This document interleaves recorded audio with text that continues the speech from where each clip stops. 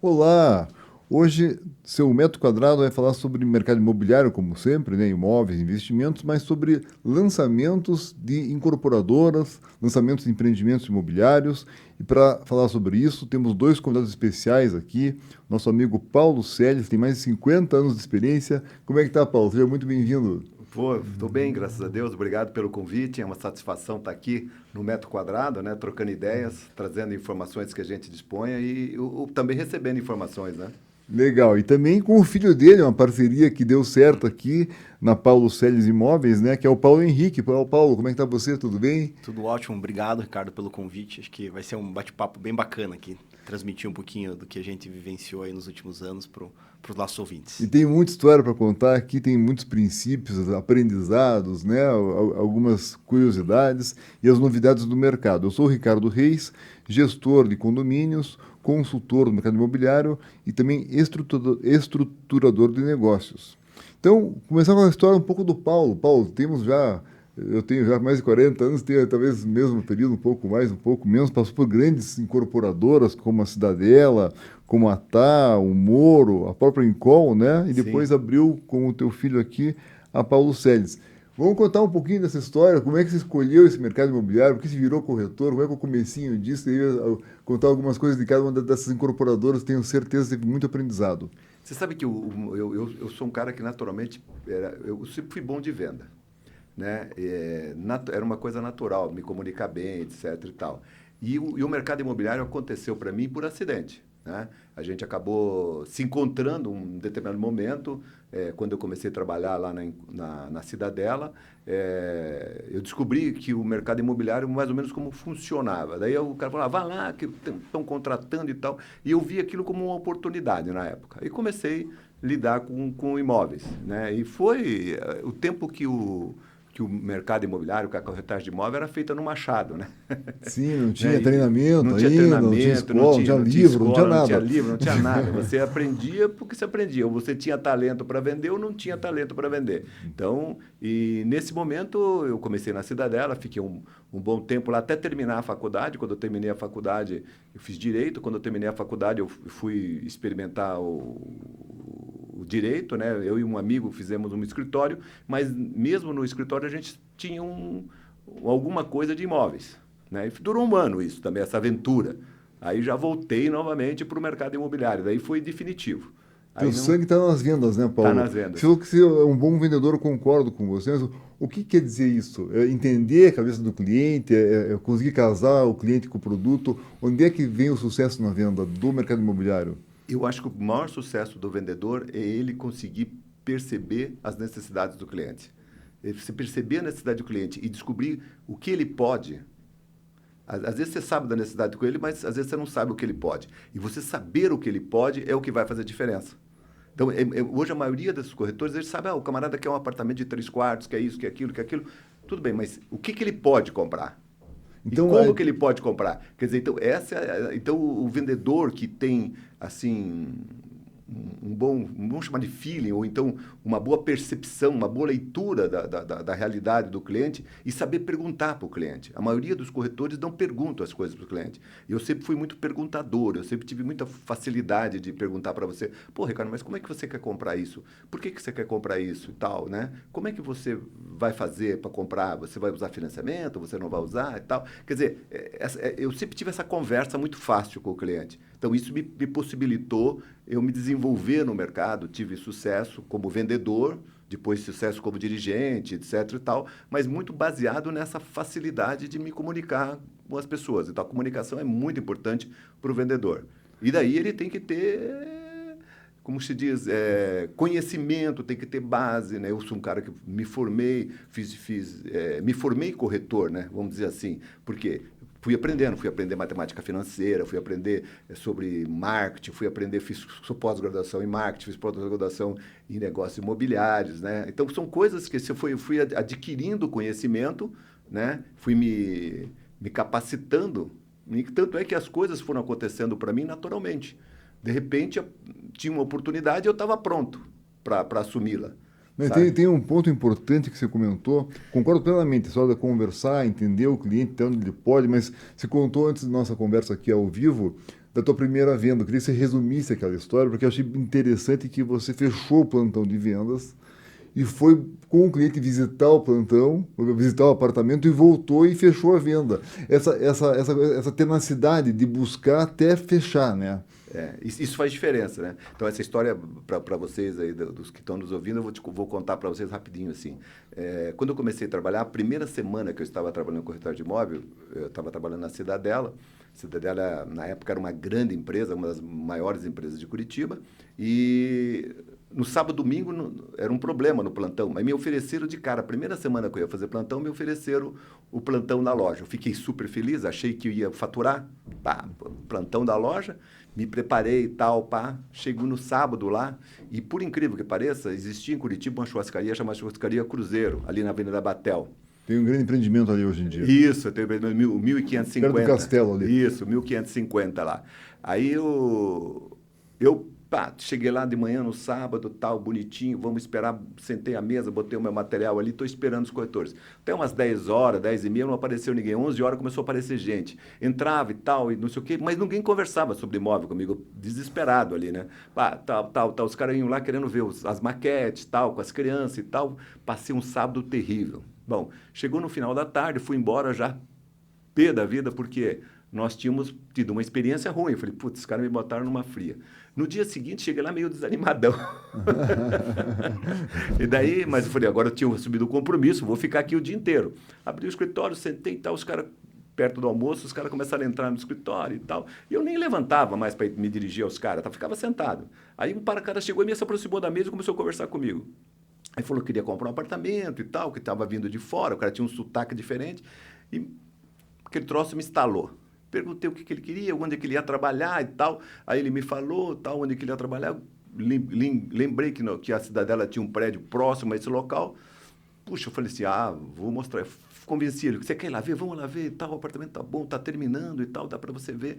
Convenci o cara a ver o apartamento. Pá, fechei o escritório, tirei aqueles caras que estavam vendo maquete, botei tudo para fora, fechei o escritório e fui mostrar o apartamento pro cara. Mostrei o apartamento e tal, a família gostou, mostrei que era próximo de onde ele ia trabalhar na Celepar, né? Mostrei, olha, é perto, tal, papapá. Voltei, ele falou, daí o preço, o dinheiro que ele tinha era um pouco menos do que valia a tabela do apartamento. Eu falei, mas vamos fazer uma proposta, a gente vê o que acontece e tal. Forcei a negociação e ele topou. Voltei com no escritório para ele, sentamos lá, fiz uma proposta, peguei um cheque de sinal de negócio e fechei o negócio. Olha que começo estrelado, hein? Iluminado, né? Foi isso que aconteceu comigo. E daí ganhou daí o gerente ainda que estava achando que ia te mandar embora, que tinha fechado o escritório, como é que foi daí? Essa parte eu até não quis contar, porque daí o pessoal... Mas o detalhe é o seguinte, ó, enquanto eu fiz isso, o diretor, né, era o Arruda, e o Luiz Antônio Laurentino era o gerente. Muita gente do mercado conhece o Luiz Antônio Laurentino, foi presidente do Secov, inclusive, e tal, meu amigão. E... Chegou lá, eles estavam do lado de fora. Diz que o Arruda estava louco comigo. Com toda razão, né? Queria me matar. Cadê aquele menino? Cadê aquele garoto? A responsabilidade desse cara e tal. Diz que falou assim, não quero ver mais esse moleque aqui, porque eu era o mais novo do escritório, tinha 21 anos, eu era o mais novo do escritório. Aí, duas semanas que eu estava lá, aí ele pegou, eu entrei e tal, fui lá, sentei com o cliente, o Laurentino disse, você precisa de ajuda? Eu, não preciso não. Fiz a proposta e tal, peguei o cheque do cara, fui lá e entreguei para o Laurentino. O Laurentino entrou na sala do Arruda, mostrou a proposta para o cara, porque a diferença de preço, ele que aprovava essas diferenças de preço, e ele aprovou a proposta, o Laurentino saiu da sala e me chamou, foi lá, o cara super entusiasmado e tal, me deu parabéns, e ele me deu uma caneta Montblanc. Pô, na primeira venda, ele me deu, isso aqui é para mostrar que as pessoas têm que lutar por aquilo que ela quer, o cara falou para mim, né? E me deu a caneta Montblanc. E era isso que eu queria que o nosso ouvinte pudesse compartilhar essa história, esse sorriso bonito, uma história tão bonita. Paulo Henrique, você começou você seguindo teu pai, óbvio, né? Mas como é que você escolheu essa carreira e como é que você começou? E esse trabalho junto, como é que funciona? Bom, na realidade, eu acabei não escolhendo também, assim como meu pai. A carreira me escolheu, porque eu acabei nascendo no meio de toda essa história que ele acabou contando, né? Então, desde pequeno eu vivenciei o Paulo Selles no mercado imobiliário, enfim, na época quando eu nasci ele trabalhava na Monstar, depois foi ser diretor da Encol, enfim, depois na Moro, e eu vivenciei tudo isso. Eu me lembro de enfim, quando era criança, visitar com ele os plantões de venda no domingo, enfim, quando ainda a gente não tinha tanta tecnologia de comunicação, né? Não tinha nem telefone celular, enfim, nos finais de semana, enfim, o gestor, o gerente passava nos plantões de venda para enfim, para tomar um feedback do que estava acontecendo, do dia a dia, e muitas dessas vezes eu acompanhei isso junto com ele quando era criança. E foi um processo natural, enfim, quando me deparei com um momento de tomar decisão do que ia fazer da vida, não houve muita opção, Que vamos dizer legal. assim. Sim, já estava com a estrada pronta. Enfim, meu pai sempre disse para mim, faça engenharia, porque você vai fazer muita conta, muita matemática, e você vai aprender vai ficar inteligente, depois você faz o que você quiser da vida. Boa, Enfim, bom conselho. Acabei fazendo engenharia, enfim, mas desde o começo já me envolvi E onde é que com... pegou, onde é que você sentiu assim o gostinho, igual o Paulo sentiu aqui, né, da primeira venda, onde é que você sentiu que você estava acertando na tua escolha? Eu acho que um pouquinho diferente da parte de vendas, eu sou um pouco mais, como que eu posso dizer, eu sou mais administrador e gestor do que vendedor. Que é super necessário vendedor. também, tem que arrumar a casa. E o que me dá prazer mesmo é a parte de desenvolvimento do negócio. Isso me dá muito prazer. Enfim, hoje a gente tem uma equipe de vendas, enfim, estamos com 3 equipes de venda, a imobiliária está crescendo, mas o que me dá muito prazer é o relacionamento que nós temos com alguns parceiros incorporadores nossos. De preparar o produto De ali, preparar o ajudar produto, ele desde a prospecção do terreno, identificar o terreno, fazer a aquisição do terreno, seja comprando, seja fazendo uma permuta.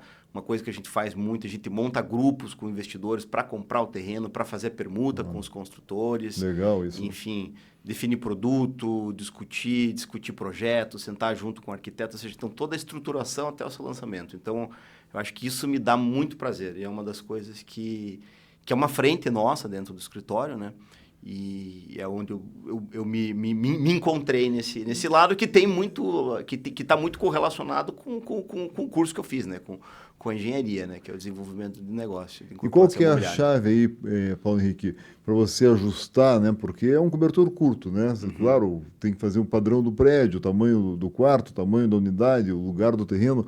Como é que, tantas variáveis que existem, o que você acha que é o importante assim, para ajudar o incorporador e a imobiliária a acertarem para o cliente? Eu acho que muito entender a demanda real que a cidade ou que o local está passando para aquele determinado momento, porque isso é cíclico, né? Então você tem ciclos distintos dentro da cidade, enfim, cada cidade tem seu ciclo específico. Até por isso que o mercado imobiliário ele é regional. Super local. Ele é super local. A gente vivenciou essa experiência aqui em Curitiba, você vivenciou isso há em torno de 15, 20 anos atrás, quando as incorporadoras de São Paulo vieram para Curitiba, de capital aberto, fizeram muita coisa, e você sabe, fizeram bastante coisas assim inadvertidas em função de não ter o conhecimento local e não ter se agrupado aí com pessoas aí que conhecem o dia a dia e conhecem a real demanda da cidade, né? Então, acho que o ponto-chave de tudo é entender a demanda real da cidade naquele momento. Ótima resposta, né, Paulo? Paulo, eu queria aproveitar a tua experiência. Você passou pelas grandes incorporadoras, grandes colegas, amigos nossos, a maioria deles, né? Eu queria aproveitar essa experiência de 50 anos e passar por cada uma delas, dar um pequeno contexto de quem eram, né, para quem não está há tanto tempo no mercado, e que princípio que você aprendeu, porque cada uma são pessoas geniais, né? Fizeram empresas maravilhosas, e com certeza na venda eles tinham cada um segredo, foi evoluindo isso à medida do tempo. Então vamos passar pela Cidadela, para começar, do Raul e outros amigos nossos, né? Isso. O que você tirou Ela foi uma das grandes empresas, ela buscou dinheiro fora, pegou dinheiro fora, uma época que ninguém fez, iniciou com isso, né? Nas 63 aí, né? Minha Casa Minha Vida, eles começaram quando nem existia esse negócio ainda, eles começaram a fazer um autofinanciamento, né, com aquele plano leve, né? Também, que o cara ia pagando, sorteava depois da época dele pegar o apartamento, era quase um consórcio aquilo, né? Porque ele tinha 100 meses para pagar, né? E era um troço assim, se você olhar no papel e ver aquilo, aquilo era super inteligente. Aquilo era um negócio fantástico. Eu achava aquilo muito esperto, E o sabe? que você aprendeu de venda com eles? Esse negócio de ajustar a parcela para bolsa, o que foi que você pegou ali? Cara, na Cidadela, o que eu mais me chamou a atenção na época foi o seguinte, que a gente tinha que se preocupar com o potencial do cliente. O Ginter, eu conversava mais com o Dr. Ginter. O Dr. Ginter era uma águia para esse troço, sabe? Sim. E ele falou assim, ó, quem paga o prédio é que diz o que ele precisa. Olha aí, ó, que legal. Você entendeu? Sim. E isso eu nunca esqueci. O cliente tem, no fim, o cliente tem razão, No né? fim, o cliente tem Invertendo razão. tudo. Invertendo tudo isso. Então, ele me disse isso, um negócio que foi fundamental. Aí, depois, com a evolução, quando eu fui para TAR, na TAR, a gente tinha um segmento que a gente sabia que existia, mas por causa desse pensamento do Ginter, que era meio generalizado nos incorporadores, não se lançavam prédios de alto padrão. Porque o alto padrão em Curitiba, na época, era o cara tinha casa. O cara tinha casa social, Sim, tinha não queria casa morar no num Los prédio Angeles. ainda, O cara não tinha queria problema de morar em prédio. segurança ainda. Não tinha um problema de segurança, não tinha esse negócio todo. E na TAR, teve um determinado momento, se percebeu essa mudança. Mudou Quer o dizer, vento. as famílias estavam envelhecendo, o casal estava ficando sozinho em casa e ele queria um apartamento confortável, mas a casa era incomodava, dava muito trabalho, muito serviço, etc. e tal. E a gente percebeu isso e a gente começou a desenvolver os empreendimentos, né, que são os rios, né? Teve N rios. Rios maravilhosos, então mas foi em Guarapuava inteira. Então, sim. então foi essa percepção de novo, como disse o da Paulo demanda. Henrique, né, de entender a demanda. A TAR, para quem não lembra, né, grande incorporadora, construtora de mais de 100 anos, fez prédios maravilhosos, Sim. né, desde os estúdios, que tem muito, e ela Tem. sempre na frente. Né? Eu lembro que uma das coisas que os senhores falavam para nós era tem que chegar quando a água está limpa. Sim. Né? Aquela história de beber do cavalo chegar enquanto a água está no lago, enquanto não está remexido. Né? Sim, exatamente. E eles sempre tiveram essa Tinha essa peculiaridade. percepção, né? Você vê, o primeiro prédio que eu vendi na Irmãos TAR foi o Edifício da Glória, ali no comecinho, no alto da Muricy ali, naquela travessa ali, no viaduto ali. Sim, então, tinha apartamento de um quarto e sim, apartamento enorme, de 2 quartos. duas torres, enorme. Gigantesca. Né? E daí você foi para a Encol. A Encol, para quem não lembra, foi quem mudou o mercado todo, estragou o mercado no fim, mas ela, antes de estragar o mercado, era a maior construtora do Brasil, trouxe um padrão novo para nós, aqui a gente ainda era muito local, né? E ela veio com um padrão nacional de plantão, de corretor, trouxe HP para o plantão. Sim, Conta um fazer pouquinho conta. o que você aprendeu com a Encol. Cara, a Encol foi o seguinte, eu acho que a Encol foi a maior escola de incorporação e de empreendimentos que eu vivi. Porque a Encol tinha um processo seguinte, eu era a ponta de vendas, mas eu participava ativamente do desenvolvimento dos projetos. Nenhum projeto saía se eu não achasse que estava bom. Então a primeira coisa foi isso, ele ouviu o corretor, que não era comum ainda. Ouvia a ponta, não era. Ele ouviu o Isso arquiteto. era uma coisa fantástica, né? Antes era só o arquiteto que decidia. Não, a gente passou a cegar, o arquiteto vinha lá, discutia com a gente e tal, a gente corrigiu. Eu cheguei a trocar um empreendimento inteiro. Ali aquele prédio que você falou que gostava, ali o Plaza Anchieta, na Padre Anchieta, Firenze, tem uma série de coisas. Na transversal da Padre Anchieta com a Padre Agostinho ali, que era um prédio que a gente trocou com o pessoal do Café Damasco, o terreno. Aquele ali é o seguinte, o Osman Pierre fez um prédio quadradinho, com índice de compacidade, porque a Encol tinha esse negócio de índice de compacidade. Ninguém nem entendia isso, que é relação de área útil com a área privativa. De fachada e tal, né? Esse negócio todo assim, que ficava mais econômico o prédio. Aí o que ele me apresentou, eu falei, mas vocês estão loucos, né? Você viu, ó, tem metade dos apartamentos é face sul, metade é face norte, só que ele tem do lado um prédio fazendo sombra nele. E aqui face norte pega sol no inverno, que é o que você quer, né? Então, quer dizer, você vai acabar com o prédio. Aí eu peguei os caras e catei uma planta antiga que eu tinha no escritório que eu achava legal da habitação, que ela fazia aquele projeto Hzinho. Sim. Falei, entreguei pro Osman, faz um H da habitação aqui. Porque no mercado a gente falava H da habitação. E foram vários Hs ali. Né, foram. Aí a gente fizemos os Hs e tal, começou a resolver o negócio. Quer dizer, então são coisas que a gente tomava a decisão. E uma outra coisa, a gente sabia o que estava acontecendo com a empresa. Todo mês a gente ia para Brasília, sentava, via o caixa, o pessoal financeiro apresentava o caixa da empresa, porque era um caixa único. Isso, inclusive, foi o que ajudou a Encol sofrer. Sim. Porque tinha empreendimento tinha cidades que os empreendimentos não vingavam, não davam um resultado legal. Tinha que sustentar e sustentava, né? Entendi. E cidades que, por exemplo, uma Curitiba, por exemplo, que nós sempre tivemos bom desempenho aqui, não tinha problema de caixa, não tinha problema de fluxo, mas tinha em outras das 23 regionais que ela tinha umas que tinham problema. Sim, entendi. Então, o que aconteceu? Acabou levando, e daí os bancos pararam de financiar. Daí foi para Moro. Aí que foi pra Moro. Moro. Outra grande consultora, fez o prédio que roda, fez, Sim, mas, o fez, Suite mas Polar. fez vários prédios na praia. Vamos chegar na praia daqui a pouquinho, Paulo Henrique, que vocês estão muito fortes em Guaratuba, né? Mas o que aprendeu, nossos amigos do Moro, né? O que você aprendeu no Moro? Porque o Moro também foi um destaque de venda maravilhoso. Foi. Né? A gente teve muito sucesso no Moro. Eu levei a tecnologia, toda aquela tecnologia que eu aprendi na Encol, que até hoje, se você for nos prédios, for por aí, muita coisa que é feita hoje foi a Encol que desenvolveu. Porta pronta, né, essas coisas todas. Tecnologia, verdade. Shaft, janela pronta, porta pronta. Então, hoje a turma faz e muita gente vende como grande negócio e a gente fazia nos anos 90, né? Mas é porque era avançado o troço. E eu, quando eu fui para Moro, eu levei todo esse conhecimento. E a Moro era uma empresa que tinha proposta, porque ela tinha internamente um arquiteto, o Bruno de Franca era o arquiteto e tal, cara inteligentíssimo e tal, gosto dele, tem as suas idiosincrasias, mas é um cara sensacional. Diferentes em vários lugares. Ele tinha essa proposta, ele tinha Sim. proposta, uma arquitetura. Tinha assinatura. Uma arquitetura de época, assinatura, E marcou a época. Então, a gente levou e a gente conversou bem. Bicho é inteligente e a gente conversou bem.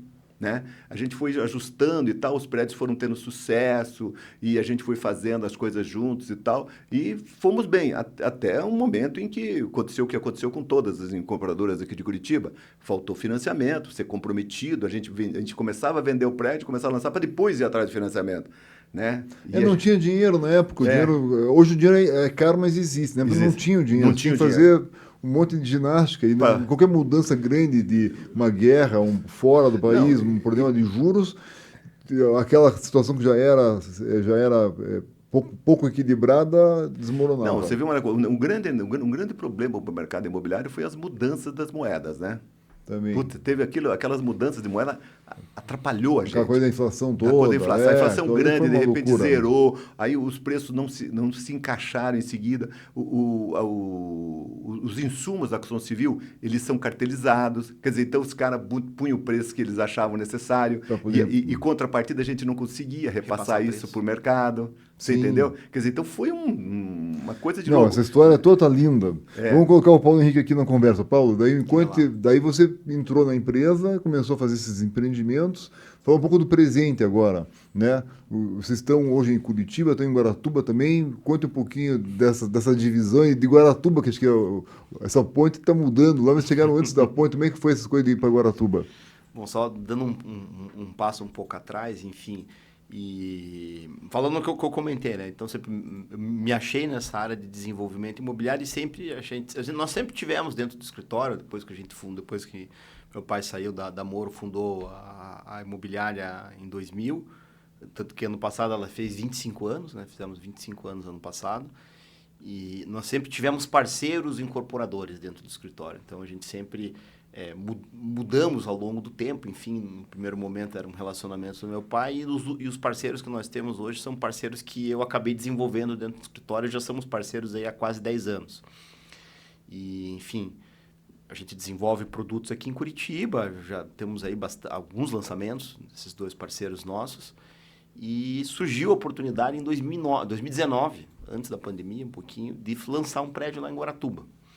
A gente já vinha olhando Guaratuba, olhando o litoral do Paraná. Na realidade, Matinhos ali, Caiobá, já tinha passado por aquela revitalização, ou seja, a praia já estava, o litoral do Paraná já estava com um olhar um pouco diferenciado. Aí, o poder público já estava olhando para o litoral do Paraná de uma forma diferente. Surgiu essa oportunidade de lançar esse prédio lá em Guaratuba. E a gente lançou, a gente até brincava com o meu parceiro, a gente falava assim, puta, como que Santa Catarina tem tanto resultado e o litoral do Paraná que não tem nada. Parado, que muitos a gente falava anos assim, parado. se pingar 1% do mercado de Santa Catarina no litoral do Paraná, a gente explode de vender, porque lá é uma loucura, aqui 1% revoluciona. E a gente lançou esse empreendimento em 2019, era um bom prédio, era um bom lançamento, a gente teve um bom resultado. Claro que, não vou dizer sorte, mas enfim, mas as circunstâncias, aconteceu a pandemia, a cabeça das pessoas mudou muito com a função da pandemia.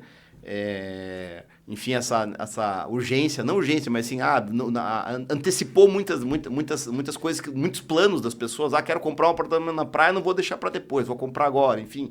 Ou também as pessoas, quero morar na praia, vou ficar mais afastado da cidade, enfim. Essa mudança de comportamento das pessoas fez com que em 2020, né, no ano da pandemia, a gente vendesse todo o prédio. A gente lançou e vendeu todo o prédio, assim, num curto espaço de tempo. Foi igual ao Mont Blanc, né, Paulo? Já deu um sinal positivo para você. Num curto espaço de tempo, e você sabe que o incorporador, toda vez que tem uma... Já lança mais 2 terrenos aqui, né? Então, o cara já fica animado, né? Enfim, e foi o que aconteceu, né? Enfim, a gente que lançou outro empreendimento, e agora, há um mês atrás, nós lançamos o nosso 6º empreendimento em Guaratuba. E essa ponte, o que você está sentindo? Essa ponte vai fazer um efeito? Acho que já está fazendo bastante efeito. A gente sentiu isso. Então, em 2009, quando nós estivemos lá, não existia rumores de ponte, não existia ainda toda 19. Essa situação. Eu falei... 9, então 19, desculpa, perdão. Não existia não tinha nem o projeto era antigo, mas não tinha ninguém. Tinha só sonho. Enfim, isso começou a se materializar, enfim, na sequência, claro, a cidade começou a tomar um outro direcionamento.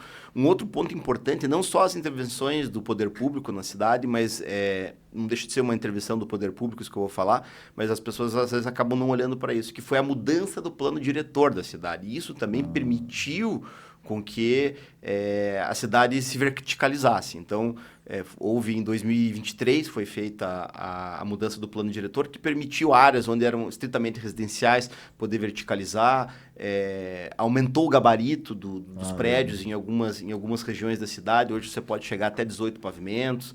Enfim, então toda essa mudança de legislação fez com que a cidade cresça, né? Está fazendo com que a cidade cresça. Então, e nós estamos muito contentes lá. Não?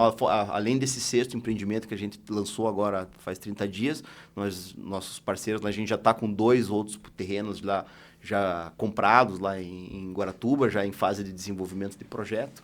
E estamos aí com bastante otimista aí o que vai acontecer nos próximos anos. Nossa impressão é muito positiva também do que está acontecendo lá, né, Paulo? Mas eu queria aproveitar a tua experiência de novo, Paulo, e vamos para o futuro agora, mas partindo do presente, né? Vocês já estão com juros muito altos, né?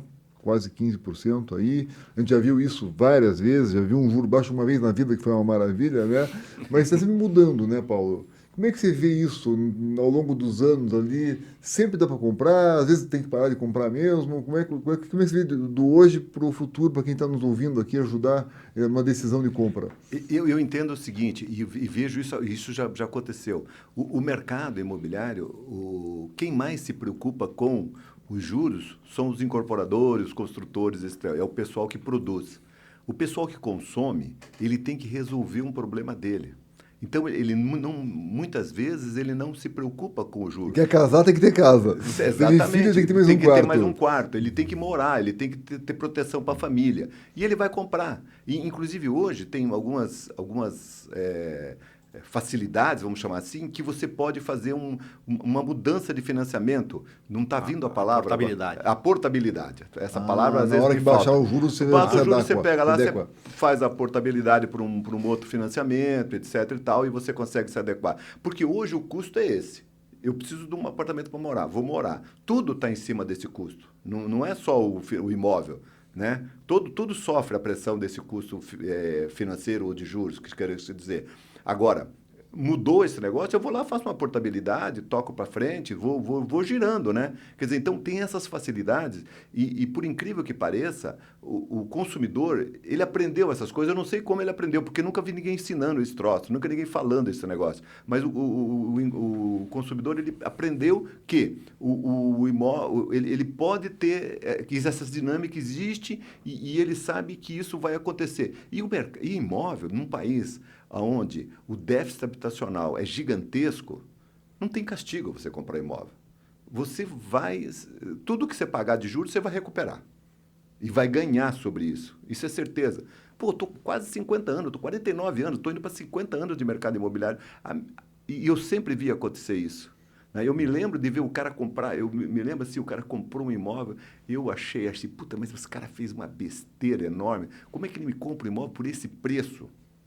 Sabe? Eu, depois de trocentos anos, fui lá e fiz um negócio com o imóvel dele que foi uma loucura. Quando eu vendi aquele imóvel, eu lembrei. Falei, puta, mas eu me lembro que eu critiquei essa compra desse cara. Olha que bacana. Olha o Essa que ele experiência fez. é muito bacana de ouvir. Você entendeu? Eu falei assim, cara, mas é impossível. Né? Então, o cara comprou uma casa, pagou super caro. Quando ele vendeu o terreno para uma incorporação, né? Cara, eu fiquei de queixo caído. Né? E isso aconteceu agora em 2018. Eu falei assim, cara, olha só o que eu fiquei criticando o troço, falta de visão, né? que eu tinha, né? A gente aprende todo dia. Aí eu lembrei de um cidadão que se chama Nadir Elash, uma figura, né? Ele um dia me falou assim, Paulo, se você for comprar um terreno em São Paulo, compra na Avenida Paulista. É caro pra caramba? É. Só que sempre vai ser caro. Porque não vai ter outro terreno na Avenida Paulista sem ser esse. E foi o que aconteceu com esse terreno. A partir desse momento, eu comecei a olhar para os terrenos ou para os imóveis da seguinte maneira: o que pode acontecer aqui? Como é que isso aqui pode evoluir? Eu não olho mais se ele custa 20 ou 30. Eu olho o potencial que ele tem. Se o potencial dele for bom, meu amigo, não tem preço. Pode pagar que uma hora você vai recuperar, você vai ganhar. Nós estamos fechando aqui, vou dar um minutinho para vocês pensarem nas suas últimas palavras, mas quero tentar concluir aqui algumas lições que a gente tirou. A primeira, tudo de ouvir o cliente, né? Tua experiência com o corretor. Aí o Paulo Henrique falou de entender a demanda, para estudar o que fazer no empreendimento, né? Aí você agora veio com sempre o mercado imobiliário, por mais variações que tenha, dá a oportunidade de você, mesmo que você compre caro, de buscar e achar uma solução, né? E buscar o potencial. Mas eu deixo alguns recados para os nossos ouvintes aqui. Nós estamos aqui no 19º episódio do nosso Metro Quadrado, aqui, nosso videocast. Você pode buscar todos eles no Spotify ou no YouTube da Rádio CBN Curitiba. Tem essa coluna semanal aqui na rádio, que é às terças-feiras, às 16 horas. Também as colunas todas estão disponíveis no site da CBN Curitiba, tem várias séries lá, estamos concluindo uma série sobre tecnologia que nós fizemos, acho, uns 10 episódios. Tem nosso curso que está sendo lançado agora de Síndico de Sucesso, baseado no livro lançado ano passado, que também chama de Síndico de Sucesso, que está no Clube de Autores. Então, passar para o Paulo Henrique primeiro, deixar suas palavras finais aí, Paulo, para o nosso ouvinte. Bom, só agradecer mais uma vez, né, Ricardo, pelo convite. Eu acho que o Paulo Célio sintetizou bastante a nossa trajetória, só complementando isso que ele acabou falando aqui no final, que o financiamento é uma dívida de longo prazo, ou seja, então, assim, ele pode, essas intempéries de juros altos, juros baixos, o cliente ele pode fazer essa portabilidade e ajustar isso ao longo do tempo e não sofrer. Então, realmente, às vezes a gente fica muito preocupado com os juros, mas o cliente que precisa realmente comprar, fazer a aquisição do imóvel, ele já tem essa visão, já olha por esse lado e aí acaba fazendo a aquisição até por causa disso, né? O tempo passa e os imóveis valorizam, ou seja, então, o quanto antes você antecipar essa tua compra, você vai ter um maior benefício futuro. Uma das nossas obrigações como corretor, obrigações entre aspas, né? Eu sou corretor também há 40 anos, é dar uma empurrada no negócio, porque é uma decisão difícil, de longo prazo, a mais cara da vida geralmente, e as pessoas ficam ali um pouco, né, relutantes, mas essa empurrada, geralmente as pessoas ficam felizes com isso, né? E Paulo Célio, 50 anos, passe para a visão dos nossos seguidores e ouvintes aqui. Eu gostaria de falar especialmente para os corretores, né? Eu acho que os corretores de imóveis, eles precisam focar numa coisa. Eles estão lá para resolver um problema do cliente. Eles é que entendem de imóvel, o cliente não entende. O cliente tem necessidades. Ele precisa ouvir muito o cliente, ele precisa ouvir bem o cliente, não ter vergonha ou ter medo de perguntar, de esclarecer qual é a necessidade, qual que é o potencial do cliente, né? Eu acho que isso é importante para o corretor de imóvel, poder ajudar o cliente dele, né? Porque quando ele leva solução para o cliente, ele fideliza o cliente e ele realiza negócio. Então, que ele foque na fidelização do cliente, mas em resolver o problema do cliente. Se ele ficar imaginando o que o cliente quer, não vai rodar. Ele tem que saber exatamente, o cliente tem que verbalizar para ele o que ele necessita e o que ele pode fazer. Grande dica, Paulo. Tenho certeza que quem está ouvindo aqui, seguindo essa dica, vai ficar feliz, porque realmente concordo plenamente, entender o cliente, querer adivinhar e buscar a solução para o cliente. Parabéns pela parceria aí do pai e do filho, essa experiência toda, dá para ver que vocês estão no caminho certo, muita sorte para vocês. E lembrando aqui para o nosso ouvinte que tudo passa, mas os imóveis ficam. E se bem administrados, gerando renda por gerações. Um forte abraço, Ricardo Reis, para a CBN. CBN, a rádio que toca notícia.